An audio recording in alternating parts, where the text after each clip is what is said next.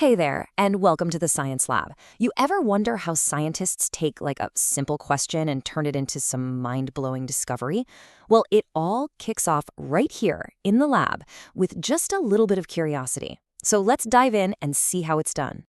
And today, you're not just going to watch, oh no. We are going to build your very first experiment, piece by piece. Think of it like we're on this awesome science mission together. So here's the secret. Every single experiment out there, I don't care how crazy or complicated it looks, is made from the same three super simple but really powerful building blocks. And once you know what they are, you've basically got the secret key to unlock all kinds of cool science mysteries. Okay, let's grab our first one. Building block number 1, your safety shield.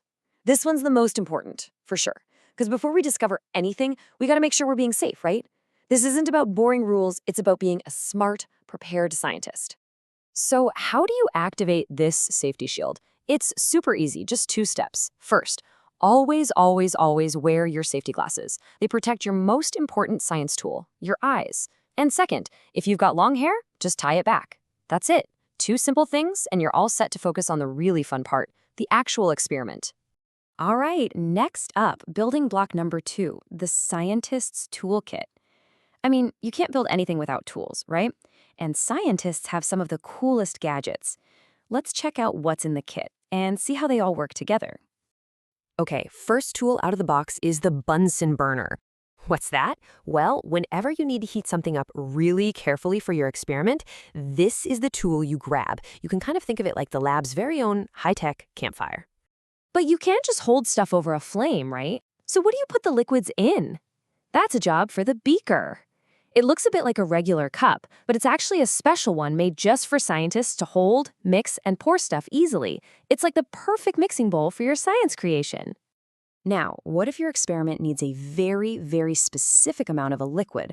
Not just a splash, but an exact amount. That's when you'll use a measuring cylinder. See this tall, skinny tube? It's got all these little lines on the side so you can measure things out super accurately. And trust me, in science, getting the amounts just right is everything.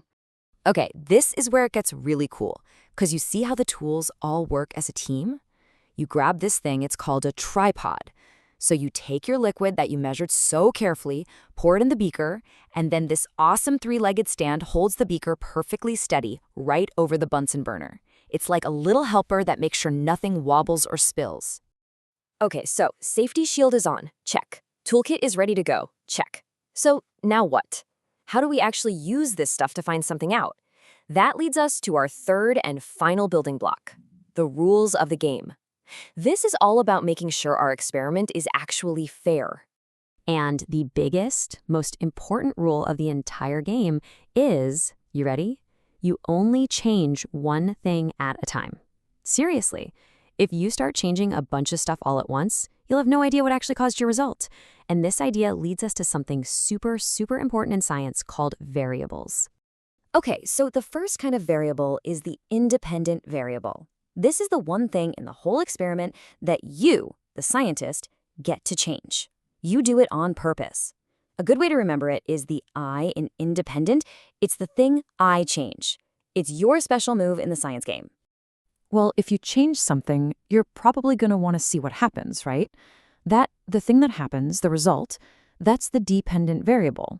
It's what you measure to see what effect your change had. It makes sense, right? The result depends on what you changed.